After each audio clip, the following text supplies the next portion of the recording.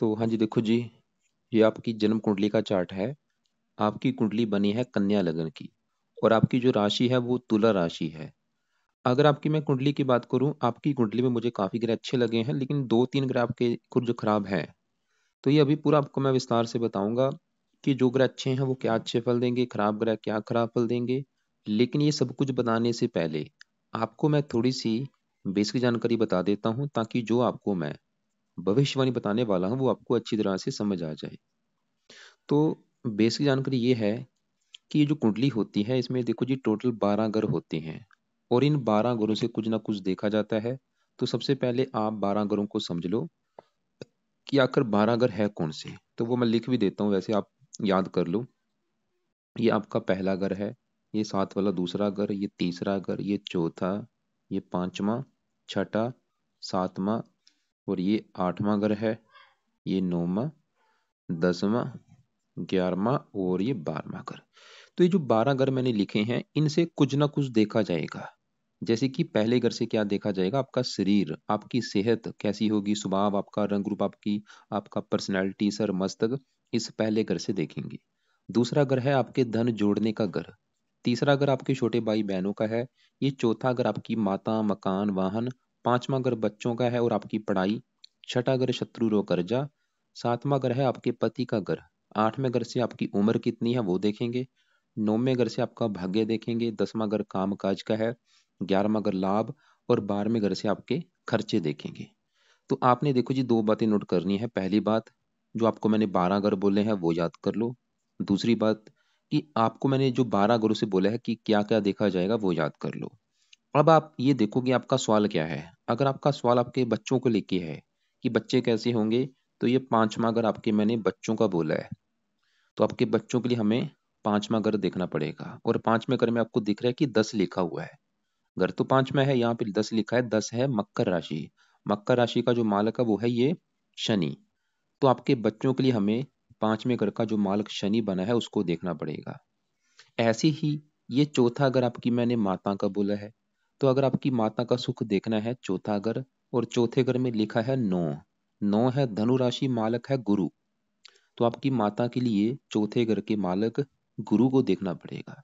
तो मेरा कहने का यहाँ पे मतलब ये है कि आपने जो भी कुछ देखना है, कुंडली का वो घर देखना है।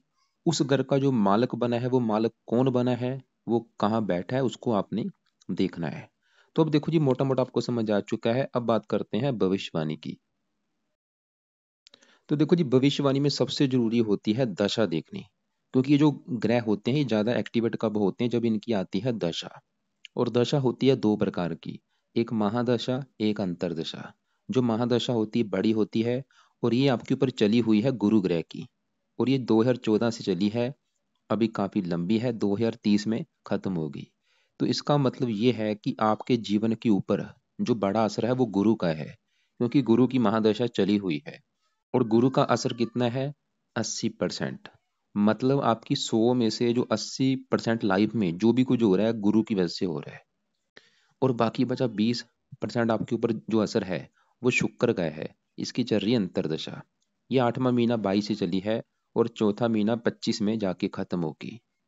तो मेरा यहाँ पे कहने का मतलब ये है कि आपके जीवन के ऊपर अभी वर्तमान में जो बड़ा असर है इन दो ग्रहों का है, गुरु और शुक्र का। खासकर गुरु का बड़ा असर है, शुक्र का है कम असर। अब यहाँ पे देखो जी, मैंने क्या बोला है कि आपकी लाइफ में जो भी कुछ हो रहा है इनकी वजह से हो रहा है। अब जैसे कि मान लो आपका गुरु अगर कुंडली में अच्छा है, क्या होगा आपके जीवन में, गुरु की जो दशा चली है इसमें अच्छा ही अच्छा होगा। आप समझ लो आपका अच्छा समय चल रहा है। लेकिन अगर आपका गुरु कुंडली में खराब निकला, तो ये जो दशा चली है इसमें आपके साथ खराब ही खराब होगा। ऐसे ही अगर शुक्र अच्छा है, तो जो शुक्र की दशा चली है ये समय अच्छा है। अगर शुक्र कुंडली में खराब निकला, तो ये जो दशा चली इसमें खराब ही खराब होगा। अब आपको नहीं पता, आप मेरे से पूछते हैं कि भाई ये ग्रह कैसे हैं। तो गुरु आपका है बहुत बड़े लेवल पे अच्छा, जो कि आपको 100 में से पूरे 100% अच्छे फल देगा। मतलब आप समझ लो जो गुरु की दशा चल रही है आपका अच्छा समय चल रहा है। लेकिन जो शुक्र है आपका, ये मुझे अच्छा नहीं लगा, ये आपको टोटली खराब फल देगा। समझ लो 100 में से 70, 80, 90% खराब फल देगा। और आप चाहे नोट करके भी देख लो कि जब से ये शुक्र की दशा चली है, जो कि 8वां महीना 22 से चली हुई है, कि आपकी लाइफ में दिक्कतें आ रही होंगी, परेशानी, ये क्या खराब फल देगा। वो आपको मैं पूरा विस्तार से बताता हूँ। तो हम पहले शुक्र की बात करते हैं कि शुक्र मैंने खराब बोला क्यों है और वो आपको क्या बुरे फल देगा। तो शुक्र आपका यहाँ पे बैठा है 8वें घर में। मैंने आपको सबसे पहले क्या बोला था कि घर याद कर लेना। तो ये जो 8वां घर है, इस 8वें घर से क्या देखा जाता है? 8वें घर से आयु देखी जाती है, मृत्युतुल कष्ट, लंबी बीमारी, दुर्घटना, गुप्त रोग, गुप्त विद्या, ससुराल की स्थिति, गरीबी, रुकावटें, ये सब कुछ हम 8वें घर से देखते हैं। सवाल है कि शुक्र खराब लगा क्यों है? शुक्र देखो जी, खराब होने का कारण ये है कि जो 8वां घर है, ये कुंडली का अच्छा घर नहीं होता। इस घर में बैठा कोई भी ग्रह अच्छे फल नहीं देता, अगर वो सरल नामक विपरीत राजयोग लेके ना बैठा हो। तो शुक्र इसलिए खराब है क्योंकि वो यहाँ पे 8वें घर में बैठा है, खराब घर में, और ऊपर से वो सरल नामक विपरीत राजयोग लेके नहीं बैठा। अब आपको समझ आ चुकी शुक्र क्यों खराब है, क्योंकि 8वें घर में एक और कारण है खराब होने का। शुक्र 8वें घर में यहाँ पे जो एक लिखा है, ये मंगल की राशि, एक मेष राशि होती है, मंगल इसका है शत्रु, और इसी घर में मंगल बैठा भी है। आपको मैं एग्जाम्पल समझाता हूँ। मान लो एक घर है, मान लो मैं आपकी बात करता हूँ, आपका जो घर है, क्या हो अगर आप अपने घर में बैठी होंगी, क्या होगा? आप अपने घर का अच्छा करेंगी, क्योंकि आपका घर है। सिंपल सी बात है भैया, आपका घर है, आप अपने घर में बैठी हैं, तो अपने घर का तो अच्छा करेंगी। लेकिन मान लो आपके घर में आपका एक दुश्मन आके बैठ जाए, मतलब आप भी वहां पे बैठी हैं, दुश्मन भी आपके बैठ चुका है, तो दुश्मन तो घर का नुकसान करेगा आपके का। वो आपके घर में टीवी तोड़ देगा, फ्रिज तोड़ देगा, बेड तोड़ देगा। दुश्मन आपके घर का नुकसान कर रहा है, लेकिन आप अपने घर का अच्छा कर रही हैं, वो काम यहाँ पे होगा 8वें घर में। 8वें घर में जो एक लिखा है मेष राशि, मालक मूल बना मंगल, और मंगल कहाँ बैठा है? इसी घर में बैठा है। मंगल तो 8वें घर का कर देगा अच्छा, मतलब आपका जो मंगल है वो मुझे अच्छा लगा, ठीक है। लेकिन आपका जो शुक्र है वो खराब लगा है। आपको समझ आ रहा है मैंने क्या बोल रहा हूँ? कि शुक्र दो तीन कारणों से खराब है। एक तो वो 8वें घर में, ऊपर से ये मंगल का घर है जो कि शुक्र का शत्रु है। अब सवाल है कि शुक्र आपको क्या खराब फल देगा।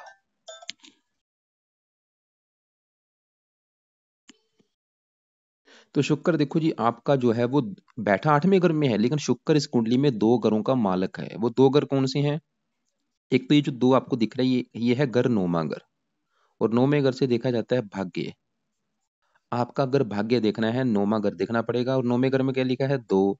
दो है वृष राशि, मालक है शुक्र। तो शुक्र आपके 9वें घर का मालक है। 9वें घर से भाग्य देखा जाएगा। शुक्र क्योंकि खराब घर में बैठने की वजह से भाग्य भंग युग बन चुका है। मतलब शुक्र ये दिखा रहा है कि आपका भाग्य आपका साथ नहीं देगा, किस्मत आपका साथ देगी नहीं। और शुक्र ये जो साथ लिखा है, यह है दूसरे घर का मालक।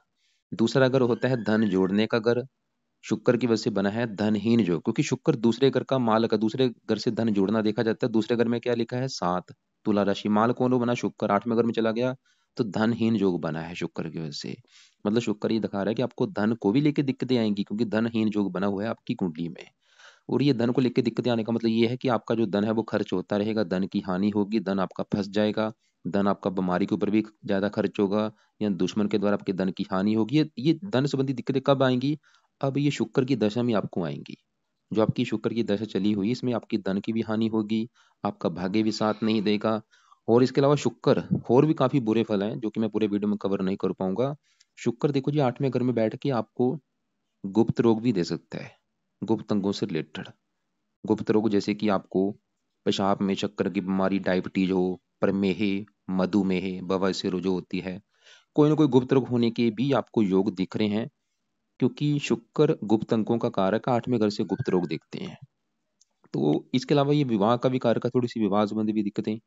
तो मतलब ये जो समय है, शुक्र की जो दशा चली है, पिछला 1 साल हो चुका है, ये आपका अच्छा नहीं है, आप ये समझ लो।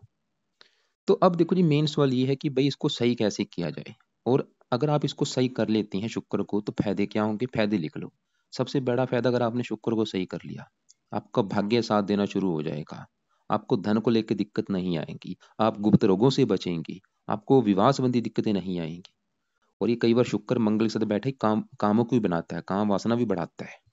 तो शुक्र के साथ सवाल है कि उपाय क्या है? सबसे पहला जो इसका उपाय है वो है इसका मंत्र, जो कि आपने मंत्रों को करना है पूरा। मंत्र है 16,000। तो आपने ये मंत्र 16,000 एक बार पूरे करने हैं, संकल्प लेके ये शुरू करने हैं आपने शुक्रवार से। शुक्र संकल्प कैसे लेना है वो आपको मैं वीडियो अलग से भेजूंगा, फिर भी आपको मैं थोड़ा सा बता देता हूँ। तो अभी जो शुक्रवार आने वाला है, आपने सुबह के टाइम में ये संकल्प लेना है कि हे शुक्र देवता जी, मेरा नाम ये है, मेरी जाति ये है, गोत्र ये है, आपकी मेरे ऊपर चल रही है अंतर्दशा, और आप मेरी कुंडली के 9वें घर के मालक है। 9वें घर से भाग्य देखा जाता है, आप मेरे भाग्यश हैं, और मैं चाहती हूँ मेरा भाग्य मेरा कदम कदम पर साथ दे। इसके अलावा आप धन के मालक हैं, मैं चाहती हूँ मुझे धन को लेकर कोई दिक्कत ना आए। इसके अलावा हे शुक्र देवता जी, और भी आपके जो बुरे फल मुझे मिल रहे हैं वो मुझे ना मिले, इसलिए मैं आपको प्रसन्न करने के लिए आपके जो मंत्रों की संख्या 16,000 है वो मैं पूरी करूंगी। तो 16,000 आपने पूरे करने, आपकी मर्जी है, आप इसको चाहे 4 गुना ज्यादा भी कर सकती हैं, लेकिन 16,000 कम से कम तो कर लेना। मान लो आपने 16,000 मंत्र पूरे कर लिए, उसके बाद छोड़ देने हैं, तो जहाँ 4 गुना ज्यादा कर लेना। तो दूसरा पाया आप लिख लो, जो कि है आपने शुक्र कवच का एक पाठ है वो पढ़ना है रोजाना, और ये पाठ आपने पढ़ना है सुबह के टाइम। और ये पाठ कब तक पढ़ना है? जब तक शुक्र की दशा है, चौथा महीना 25 तक। तीसरा पाय आपने जो करना है वो है, वैसे इसके देखो जी आपको मैं 5-6 उपाय बता देता हूँ, लेकिन मैं ये नहीं बोलूंगा कि सभी आपने उपाय करना है, लेकिन जो आपको उपाय अच्छा लगे वो आप कर लेना। बाकी जो मंत्र है वो तो एक बार पूरे कर ही लेना, क्योंकि ये बेस्ट उपाय है। और दूसरा, शुक्र कवच का पाठ ये भी आपने डेली पढ़ना है। ये पाठ है संस्कृत में, अगर संस्कृत आपको आती है पाठ पढ़ लिया करो, नहीं तो आप ऑडियो लगा के सुन लिया करो। 2 मिनट लगते हैं कि पाठ करने में, तो कोशिश करो इस पाठ को आपने 3-4 पाठ रोजाना पढ़ने, ज्यादा ज्यादा पाठ करना है आपने। तो तीसरा पाय जो है वो है, शुक्र क्या है, इसकी जो देवी है आगे वो है माता लक्ष्मी जी। तो आप माता लक्ष्मी जी की पूजा उपासना भी कर सकती हैं अगर आपको आती है। मतलब माता लक्ष्मी जी का कोई पाठ कर लो, या माता लक्ष्मी जी का कोई मंत्र आप कर लो। इसके अलावा एक और उपाय है, वो है आप शुक्रवार का व्रत रख सकती हैं, शुक्रवार की कथा कर सकती हैं, आरती कर सकती हैं। तो यहाँ पे मैं फिर बोलूंगा, मेरा ये नहीं बोलूंगा कि सभी उपाय आपने करने हैं, लेकिन पहले 2 उपाय तो आपने जरूर करने, ये आपके लिए लाजमी है। अब देखो जी, आपको क्लियर हो चुका मैंने क्या बोला, कि जो बड़ी दशा है गुरु की है वो आपका बहुत अच्छा है। सवाल है कि वो क्या अच्छे फल देगा, क्यों अच्छा है, वो भी आपको मैं पूरा विस्तार से बताऊंगा। शुक्र आपको बता चुका हूँ जो कि आपका है खराब। अब देखो जी, आपकी कुंडली में जो मुझे टोटल होते हैं 9 ग्रह, 9 ग्रहों में आपके 3 ग्रह मुझे खराब लगे हैं। तो 3 ग्रह कौन से खराब लगे हैं? एक तो आपका है शुक्र खराब है, दूसरे नंबर पे आपका जो ग्रह खराब है वो है बुध, और तीसरा आपका सूर्य है। तो 3 ग्रह ही आपके खराब है, बाकी सभी ग्रह आपके अच्छे हैं। तो अब यहाँ पे जो आपके दूसरा ग्रह कौन सा खराब बोला है? बुध और सूर्य। अब इनकी बात करते हैं कि ये मुझे खराब क्यों लगे हैं, और ये क्या खराब फल देंगे। ये देखो जी कहाँ बैठे हैं, 7वें घर में, जो कि 7वां घर है आपके पति का घर। जैसे कि तीसरा घर किसका था? छोटे भाई बहन। चौथा घर आपकी माता का घर है। 5वां घर आपके बच्चों का घर है। ऐसे ही जो 7वां घर है, ये घर है आपके पति का घर, कि आपका भाई पति कैसा होगा, पति का सुख मिलेगा या नहीं, 7वां घर देखना पड़ेगा। और 7वें घर में क्या लिखा है? 12। 12 क्योंकि आपको मैं पहले ही बोल चुका हूँ, इन घरों का एक मालक होता है। जैसे कि 5वें घर का मालक कौन था? शनि। ऐसे ही जो 7वां घर है पति का घर, 7वें घर का मालक कौन है? 7वें घर में लिखा है 12। तो 12 है मीन राशि, मालक कौन है? गुरु। तो आपके पति के लिए हमें 7वें घर के मालक गुरु को देखना पड़ेगा। इसके अलावा पति के लिए 7वें घर में जो बुध और सूर्य बैठे हैं, इनको भी देखना पड़ेगा। और विवाह का कारक होता है शुक्र, शुक्र को भी देखना पड़ेगा। मतलब आपके विवाह के लिए हमें कम से कम देखो जी 4 ग्रह देखने पड़ेंगे। तो 4 ग्रह क्यों देखने पड़ेंगे आपको मैंने अभी बता दिया है, क्योंकि 7वां घर पति का, 7वें घर का मालक गुरु, 7वें घर में बुध सूर्य बैठे हैं, और पति का विवाह का ये शुक्र जो होता है ये विवाह का कारक होता है। तो सबसे पहले 7वें घर में जो बुध और सूर्य में से, अगर मैं बुध की बात करूं, आपको मैं फिर एक एग्जांपल समझाता हूँ। मान लो आपका घर है, मैं आपकी बात कर रहा हूँ, आपके घर में दो आपके दुश्मन आके बैठ जाएं। मतलब आप अपने घर में नहीं बैठी, आप कहीं दूर जाके चली गई हैं, लेकिन आपके घर में दो दुश्मन आपके घर में आ चुके हैं। तो दुश्मन देखो जी घर का पूरी तरह से सत्यानाश कर देंगे, घर का सामान तोड़ देंगे, टीवी फ्रिज आपका तोड़ देंगे। ऐसा ही होगा क्योंकि वो दुश्मन आपके। वो काम यहाँ पे होगा 7वें घर में। ये जो 7वां घर है, पहले अगर मैं बुध की बात करूं, 7वें घर में बुध सूर्य दोनों इस घर का नुकसान क्यों करेंगे? पहले अगर मैं बुध की बात करूं, बुध आपका 7वें घर में बैठा है, और 7वें घर में लिखा है 12। यह है मीन राशि, जो कि बुध की नीच राशि है। सवाल है कि बुध आपका खराब क्यों लगा? क्योंकि वो आपकी कुंडली में नीच का बैठा है, और जो ग्रह देखो जी नीच का होता है वो बहुत ज्यादा खराब होता है। तो बुध क्यों खराब लगा है आप ये समझ लो, वो नीच का बैठा है। 7वें घर में यहाँ पे जो 12 है मीन राशि में नीच का बैठा है। तो बुध इसकी वजह से 7वें घर का कर देगा बुरी तरह से नुकसान, जो कि 7वां घर है पति का घर। मतलब बुध ये दिखा रहा है कि आपको पति को लेकर दिक्कतें परेशानियां पैदा होंगी। अब यहाँ पे ये दिक्कतें क्या होंगी? या तो आपके पति से बनेगी नहीं, लड़ाई झगड़े होते रहेंगे, या पति आपका बहुत ज्यादा बीमार होगा, या पति से आपको प्रेम नहीं मिलेगा, या पति से आपका तलाक हो जाएगा, या आपका विवाह देरी से होगा। मतलब बुध एक तो लिख लेना, बुध का बुरा फल क्या है? एक तो पति के रिगार्डिंग। इसके अलावा बुध जिन ग्रहों का मालक है, मालक किस ग्रह का है? बुध देखो जी, दो ग्रहों का मालक है। जैसे कि आपका शुक्र दो ग्रहों का मालक था, कौन से ग्रह थे वो? नौमा और दूसरा। ऐसे बुध भी दो ग्रहों का मालक है। वो दो ग्रह कौन से हैं? एक तो बुध देखो जी, ये जो पहला घर था, पहले घर का मालक है, और ये 10वें घर का मालक है। पहले घर में देखो क्या लिखा है, 6। 6 है कन्या राशि, मालक है बुध। मतलब बुध पहले घर का मालक क्यों है? क्योंकि पहले घर में 6 लिखा हुआ है। 6 है कन्या राशि, मालक है बुध। और पहले घर से क्या देखा जाएगा? पहला घर देखो जी, सबसे मेन घर है। नोट कर लो, मेरी बात गौर से समझो। जैसे कि पांचवा घर बच्चों का, चौथा माता, तीसरा छोटे भाई बहन आपके। ऐसी पहला घर आपका घर है। मतलब आप कैसी होंगी, आपका रंग रूप कैसा होगा, आपकी पर्सनैलिटी कैसी होगी, पहले घर से देखना पड़ेगा। और पहले घर में क्या लिखा है? 6, कन्या राशि, मालक कौन बना? बुध। मतलब आपको जो रिप्रेजेंट कर रहा है वो बुध कर रहा है। और बुध नीच का बैठ है, मतलब बुध ही दिखा रहा है। क्योंकि पहला घर क्या मैंने बोला, आपका शरीर है, सेहत है। बुध ये दिखा रहा है कि आपकी सेहत खराब होगी, आपकी पर्सनैलिटी को खराब कर देगा। आपको मतलब हेल्थ को लेके दिक्कतें आएंगी। और ये क्योंकि लग्नेश भी है, लगन दोष बना, आपको लाइफ में स्ट्रगल करना पड़ेगा, दिक्कतें परेशानियां लगी रहेंगी। आपको मेहनत का फल नहीं मिलेगा, आप आगे नहीं बढ़ पाएंगी। आपको जीवन में संघर्ष करना पड़ेगा। मतलब काफी बुरे फल ये बुध आपको देगा, क्योंकि शरीर का मालक है, सेहत, स्वभाव, रंग रूप, पर्सनैलिटी, इन चीजों को खराब कर देगा। और बुध जी क्योंकि 10वें घर का मालक है, 10वां घर में क्या लिखा है? 3। ये 3 नंबर मिथुन राशि, इसका भी मालक है बुध। दो घर हैं बुध के, पहला और 10वां। और 10वां घर किसका है? 10वें घर से चार चीज देखी जाती हैं। 10वां घर आपके पिता का भी है, कामकाज, मान प्रतिष्ठा और सरकार। 10वें घर से मैंने क्या बोला है? चार चीजें देखी जाएंगी। और चार चीजों को देखने के लिए 10वें घर के मालक बुध को देखना पड़ेगा। इसके अलावा 10वें घर में गुरु बैठा है, गुरु को भी देखेंगे। मतलब ये चार चीजें देखने के लिए 10वें घर के मालक बुध को भी, और 10वें घर में गुरु बैठा है उसको भी देखा जाएगा। तो गुरु की बाद में बात करेंगे, अभी हम 10वें घर के मालक बुध की अगर बात करें, क्योंकि वो नीच का है, तो बुध 10वें घर के रिगार्डिंग भी खराब फल देगा। मतलब बुध ये दिखा रहा है, क्योंकि 10वां घर है काम काज का, बुध ये दिखा रहा है कि काम काज में भी आपको दिक्कतें आएंगी। 10वां घर पिता का है, पिता संबंधी दिक्कतें, सरकारी कामों में दिक्कतें, मान प्रतिष्ठा में कमी। तो बुध के आपको बुरे फल मैंने क्या क्या बोले हैं? एक तो बुध 7वें घर में बैठा है, पति के रिगार्डिंग खराब फल। पहले घर का मालक है, शरीर के रिगार्डिंग हेल्थ खराब। 10वें घर का मालक है, काम काज में दिक्कतें। तो ये लिख लेना बुध के जो भी मैंने बुरे फल बोले हैं। लेकिन अभी वही सवाल फिर आ चुका है कि बुध को अगर आप सही कर लेती हैं, क्या फायदे होंगे? सबसे बड़ा फायदा जो होगा, क्योंकि बुध शरीर का मालक, आपका शरीर अच्छा रहेगा, आपकी हेल्थ अच्छी होगी, आपकी पर्सनैलिटी अच्छी होगी, आपकी बुद्धि तेज होगी, आपकी वाणी अच्छी होगी, आपको काम काज में दिक्कतें नहीं आएंगी, आपको सरकारी कामों में दिक्कतें नहीं आएंगी, पिता संबंधी दिक्कतें नहीं आएंगी, आपको पति संबंधी दिक्कतें नहीं आएंगी। क्योंकि बुध सबसे जो बड़ी दिक्कत देगा वो आपके पति के मामले में देगा। और ये 7वां घर दिल्ली की इनकम का भी होता है, दिल्ली की इनकम को लेकर दिक्कतें नहीं आएंगी। और 7वां घर होता है साझेदारी के कामों का, अगर आप पार्टनरशिप में काम करेंगी वहां पे भी दिक्कतें पैदा करेगा। तो अब देखो जी, वही सवाल कि बुध के उपाय क्या किए जाएं, और ये उपाय करने बहुत जरूरी है, क्योंकि कुंडली में सबसे ज्यादा जो ग्रह खराब मुझे लगा है, बुध लगा है आपका। शुक्र भी खराब है, लेकिन शुक्र से भी कई गुना ज्यादा खराब बुध है। तो बुध के क्या उपाय हैं? पहला उपाय कि आप बुध के भी जो मंत्रों की संख्या है 9000, एक बार पूरी कर लो, चाहे 4 गुना ज्यादा कर लेना।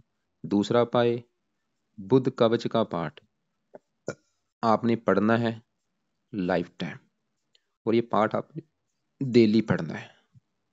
बुध कवच का पाठ सुबह के टाइम 2 मिनट का पाठ है, इसको भी आप 2 दिन पाठ रोजाना पढ़ा करो, चाहे ऑडियो लगा के सुन लिया करो, डेली लाइफ टाइम के लिए। तो पहला मैंने उपाय बोला है, बुध के मंत्र एक बार पूरे कर लेना, बुधवार से शुरू करके। पहले तो सूर्य शुक्र के कर लो, बुध के अभी चाहे रहने दो, क्योंकि शुक्र का बड़ा असर अभी आपके ऊपर दशा है। तो अभी शुक्रवार से सूर्य शुक्र के शुरू कर लेना। जब मान लो आपने शुक्र के मंत्र शुरू कर लिए, और आपका हो सकता है कि 2-3 महीने लगे ये मंत्र पूरे होने में, उसके बाद फिर आप बुध के मंत्र स्टार्ट करना संकल्प लेके। और जब मान लो आप बुध के मंत्र स्टार्ट करेंगी, कैसे संकल्प लेना आपको मैं थोड़ा सा बताता हूँ। जब भी आप बुध के मंत्र स्टार्ट करेंगे, वो बुधवार का दिन होगा, सुबह के टाइम आपने ये बोलना है कि हे बुध देवता जी, मेरा नाम ये है, जात ये है, गोत ये है, आप मेरी कुंडली के 7वें घर में नीच के बैठे हैं। 7वां घर है पति का घर, और मैं चाहती हूँ कि मुझे पति को लेके कोई दिक्कत ना आए, पति का सुख अच्छा मिले। इसके अलावा आप पहले घर के मालक है शरीर के, मेरा शरीर अच्छा रहे। 10वें घर के मालक है, मुझे काम काज का सुख अच्छा मिले, नौकरी कारोबार का सुख अच्छा मिले। इसके अलावा और भी आपके जो बुरे फल हैं वो मुझे ना मिले, इसलिए हे बुध देवता जी, मैं आपके मंत्रों को एक बार सिद्ध करने जा रही हूँ ताकि आपकी कृपा दृष्टि बनी रहे। तो इस प्रकार आप संकल्प लेके बुध के ये 9000 मंत्र पूरे कर लेना। और बुध कवच का पाठ तो भाई डेली आपने पढ़ना है, ज्यादा से ज्यादा, या ऑडियो लगा के सुना करो, और ये लंबे समय के लिए पढ़ना, चाहे लाइफ टाइम पढ़ो। तीसरा पाए भी आप लिख लो, आपने बुध के जो देवता हैं वो है गणेश जी। तो अगर आप गणेश जी की पूजा उपासना कर सकती हैं, वो भी आप कर लोगी तो अच्छी बात होगी। मतलब गणेश जी का कोई पाठ कर लो, गणेश जी का कोई मंत्र आप कर लो। चौथा पाई भी आप लिख लो, आप बुधवार का भी व्रत रख सकती हैं। यहाँ पे मैंने आपको शुक्र का भी व्रत रखने के लिए बोला है पहले। लेकिन देखो जी, यहाँ पे पहले आपने ये देखना है कि आपकी दिक्कत क्या है। अगर आपकी दिक्कत है पति को लेके, फिर तो आप शुक्र का चाहे व्रत मत रखो, बुध का खाली व्रत रख सकती हैं बुधवार को। और बुधवार को बुध का व्रत रखना है, कथा करना है, आरती करना है। तो यहाँ पे मैंने आपको 4-5 उपाय बोले हैं। क्या क्या बोला है? एक तो मंत्र सिद्ध कर लेना, ये तो लाजमी है। बुध कवच का भी पाठ डेली पढ़ना है। और बाकी जो आपको मैंने बोला कि बुधवार का व्रत रख लो, कथा कर लो। अगर आपको लगता है कि व्रत रख सकती हो रख लो, नहीं तो रहने देना। और बुध के देवता गणेश जी की पूजा उपासना भी आपके ऊपर डिपेंड है, अगर करोगी तो अच्छी बात होगी। तो आपके मैंने बोला है 3 ग्रह खराब है। शुक्र खराब है, वो आपको बता चुका हूँ क्यों खराब है, क्या खराब फल देगा, कैसे सही करना है वो भी बता चुका हूँ। बुध खराब है, क्यों खराब है, नीच का है, क्या खराब फल देगा वो भी बता चुका हूँ, कैसे सही करना है वो भी बता चुका हूँ। अब आपका तीसरा ग्रह है सूर्य खराब। अब सवाल है कि भाई सूर्य क्यों खराब है। सूर्य देखो जी बैठा इस घर में है, 7वें घर में, लेकिन सूर्य का भी इस कुंडली में अपना एक घर है, वो है ये 5 जो लिखा है, ये 12वें घर का स्वामी है। 12वें घर से देखा जाता है खर्चा, हानि। ये 12वें घर से खर्चा, हानि, दान, दंड, हस्त के खर्चे, पागल खाना, विदेश यात्रा, जेल यात्रा।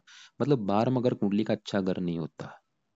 12वें घर से काफी खराब चीजें हैं, जैसे कि 12वां घर हानि का है, तो हानि जाके बैठी है पति घर में, क्योंकि सूर्य पति घर में बैठा है, मतलब सूर्य ये दिखा रहा है कि पति की हानि करेगा या पति के ऊपर खर्चा ज्यादा होगा।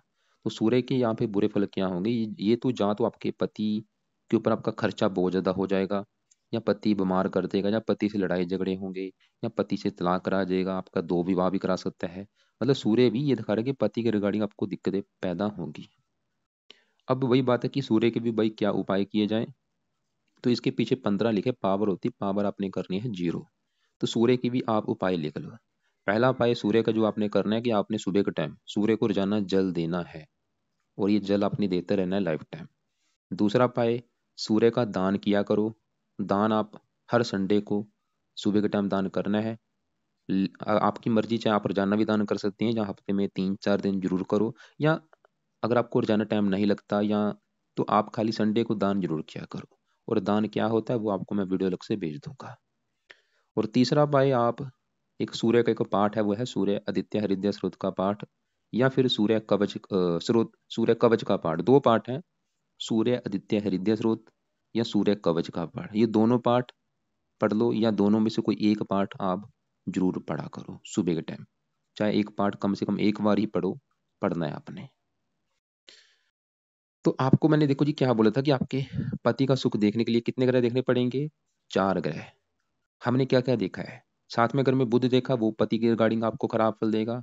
7वें घर में सूर्य देखा, वो भी पति के रिगार्डिंग खराब फल देगा। अब बारी है 7वें घर के मालक गुरु की, क्योंकि 7वें घर में जो 12 लिखा है, मालक कौन है? गुरु। तो अब गुरु की बात करते हैं कि वो कैसा है पति के रिगार्डिंग। तो गुरु आपका देखो जी बहुत बड़े लेवल पे अच्छा है, मतलब गुरु आपका अच्छा है मुझे लगा है। और वैसे भी आपके ऊपर चल रही है गुरु की बड़ी महादशा। तो गुरु देखो जी कहाँ बैठा है? 10वें घर में। ये जो 3 लिखा है, ये मिथुन राशि बुध की राशि है। और गुरु एक तो 7वें घर का मालक है जो कि पति का घर है, इसके अलावा गुरु ये जो 9 लिखा है, ये चौथे घर का भी मालक है। चौथा घर है आपकी माता, मकान, वाहन, भूमि, जमीन, जायदाद, नौकर चाकर का। तो यहाँ पे सवाल है कि गुरु क्या अच्छे फल देगा। गुरु एक तो 10वें घर से चौथे घर को देख रहा है, अपने घर को, चौथे घर का अच्छा कर देगा, मतलब आपको लाइफ में अच्छा घर, अच्छी गाड़ी, भूमि, जमीन, जायदाद, नौकर चाकर, ये सभी सुख मिलेंगे। माता को भी सुख अच्छा है। और गुरु पति के घर का भी मालक है, पति का भी सुख अच्छा दिखा रहा है कि पति का भी सुख अच्छा मिलेगा भाई। और ये 10वें घर में बैठा है, काम काज का सुख अच्छा, नौकरी कारोबार का सुख अच्छा।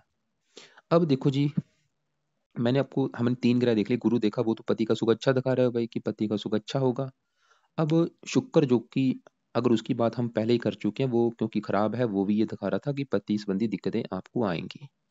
मतलब 4 ग्रहों में 3 ग्रह तो ये दिखा रहे हैं कि पति संबंधी दिक्कतें आएंगी। और खाली गुरु जो कि 7वें घर का मालिक बना है, वो ये दिखा रहा है कि पति का सुख अच्छा है। अब देखो जी, आप उलझन में पड़ जाएंगी कि भाई किसकी मैं मानूं। वो तो ये दिखा रहा है कि पति का सुख अच्छा है, और ये दिखा रहे हैं कि पति संबंधी दिक्कतें आएंगी। तो आपने किसकी माननी है? सभी ग्रह अपना असर देंगे। मतलब गुरु ये दिखा रहे हैं ठीक है कि पति का सुख अच्छा है, लेकिन फिर भी ये सूर्य बुध की वजह से आपको पति संबंधी दिक्कतें आएंगी। अब ऐसा क्यों होगा? तो ये देखो जी, ज्यादा मतलब होता है दशा में।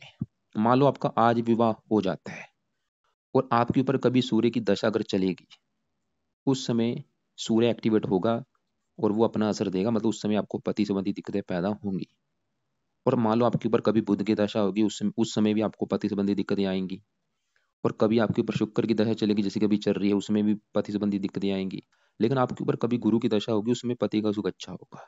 लेकिन फिर भी सूर्य बुध देखो जी, अगर सही बताऊं, ये दिखा रहे हैं कि आपको पति संबंधी जो दिक्कतें आएंगी छोटे मोटे लेवल पे नहीं आएंगी, बड़े लेवल पे, जैसे कि आपका तलाक हो जाना, या मतलब आपका जो वैवाहिक जीवन होगा वो नरकमयी होगा। अगर तलाक ना भी हो तो फिर भी मतलब पति से आप खुश नहीं होंगी। या तो पति बीमार होगा, या पति से लड़ाई झगड़े होंगे, या पति से बनेगी नहीं, या विवाह में देरी होगी, रिश्ते होगे टूट जाना। लेकिन अगर आपने इन दोनों के उपाय कर लिए, फिर इनके बुरे फल काफी हद तक कम हो जाएंगे, या बुरे फल आपको मिलेंगे नहीं। बाकी देखो जी, पति का सुख देखने के लिए आपके पति की भी कुंडली देखनी पड़ेगी। अगर हाँ उसकी कुंडली अच्छी निकली, उसका साथ में घर का मालक अच्छा निकला, फिर तो दिक्कतें आपकी नहीं आएंगी। तो ये था पति का सवाल। अब देखो जी, आपके दूसरे ग्रहों की अगर बात करें, यहाँ पे शनि राहु ये आपके अच्छे हैं। शनि की अगर मैं बात करूँ, शनि ये जो 10 लिखा है, पांचवें घर का मालक है, जो कि संतान का घर है। संतान के लिए पांचवा घर, पांचवें घर में लिखा है 10। मकर राशि मालक बना शनि कहाँ बैठा है? भाग्य घर में। संतान भाग्य घर में बैठी, शनि ये दिखा रहा है कि संतान होने के बाद आपका भाग्य देवी होगा। संतान का सुख अच्छा दिखा रहा है।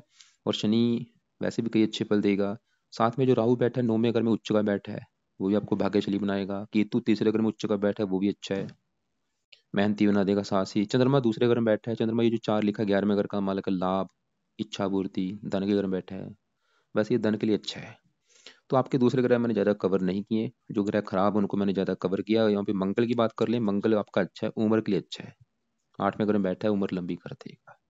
तो कुंडली का निचोड़ निकाले कि कुंडली कैसी है। तो कुंडली में मुझे सबसे जो दिक्कत दिखी है कि आपको विवाह संबंधी दिक्कतें आएंगी, ये मुझे लगा है नेगेटिव। नेगेटिव में क्या लगा है कि आपको विवाह संबंधी दिक्कतें आएंगी। उसके जो बड़े कारण है बुध सूर्य, ये दोनों बड़े कारण है। शुक्र भी कारण है, लेकिन सूर्य बुध ज्यादा कारण है। बाकी संतान के लिए अच्छा है, मकान वाहन के लिए अच्छा है।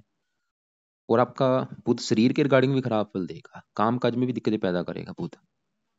तो इसलिए भाई आप जो आपको फोकस आपने जो करना है, वो है सूर्य, बुध और शुक्र। 3 ग्रहों के ऊपर फोकस ज्यादा करना है। इनके जो उपाय बोले वो आपने ज्यादा ज्यादा करने हैं। फालतू में कोई रत्नदान नहीं करना। करना है सिर्फ पाठ पूजा करो।